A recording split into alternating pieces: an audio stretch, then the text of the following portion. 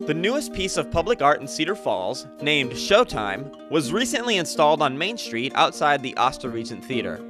This bronze statue is in honor of Merle Blair, who ran the Regent Theater for many years.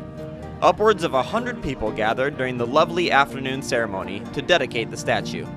The ceremony consisted of keynote speakers, old friends sharing their experiences with the theater, and tours of the downtown public art. Two of the speakers at the event were grandchildren of Merle Blair.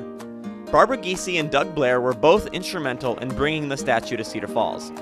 I was fortunate enough to interview the brother-sister duo about the process of seeing this grand statue come to fruition. Merle R. and Winifred Blair were my grandparents, and so we were born and raised here in Cedar Falls. My brother and I are the grandchildren, and we worked here at the theater since we were very small children. My father actually managed the theater for his father, and so he was instrumental in the managing of it. My grandfather kind of passed that on to my father. The statue and the whole concept was the creation of my mother, Shirley Blair. She would take us downtown Loveland where they have an enormous amount of bronze works, and she would show us different arts, different statues that she considered very inspiring, and one of them was in front of a theater. And she really liked that, and I remember she said, wouldn't that be nice to put in front of the Regent? But of course, with your grandfather.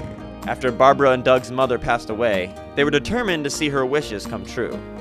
Barbara and her husband commissioned an artist from Loveland, Colorado by the name of Thelma Warsh. She's quite a renowned artist. She has many works around the Loveland area. She's 94 years old now, and she is a pistol. Yep, you heard him correctly. 94 years old. Merle Blair bought the theater at age 19 and owned and managed it for most of his life. In addition to the theater, Merle had many contributions to the city of Cedar Falls, such as helping to found the Cedar Falls Park Board. Doug and Barbara's father took over managing duties from their grandfather, so in many ways they feel that they grew up at the theater. Many of the people that attended the dedication ceremony shared countless memories of both Merle and of the Regent Theater. And some of the memories are bottle caps in place of bike tickets for Saturday matinees. In the summertime, bicycle giveaways, maybe a Friday night date or two, but of course you sat in the balcony, or you sat by the edge and you dropped popcorn on people down below. It was always fun. We always got a little bit of trouble for that. Leading a delegation of my teenage friends as we lobbied for a student prize, I remember the respect that he showed to us and the lesson he gave us in fiscal responsibility. For that green door, that goes upstairs. Grandfather, I'm going to ask for a little forgiveness. I used to sneak some of the friends upstairs. Affable and friendly, a Main Street and community mainstay, Merle Blair clearly enjoyed his chosen path in life. If the number of people that attended this ceremony is any indication, then many people were positively affected by Merle's chosen path as well.